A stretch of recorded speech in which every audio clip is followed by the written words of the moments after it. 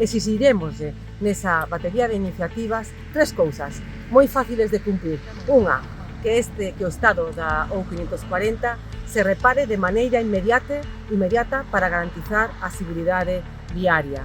Dúas, que se proceda a facer unha avaliación técnica do estado desta infraestructura. E, por último, que se cumpra ese plan integral para esta carreteira, para esta infraestructura, para o 540, porque a baixa línea xa está farta de anuncios.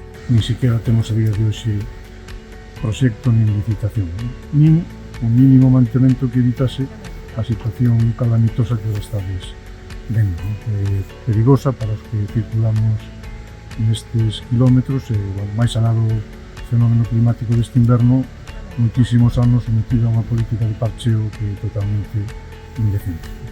E creo que o 540 é un reflexo do que o goberno galego significa para a baixadez, abandono, falta de impulso, de compromiso.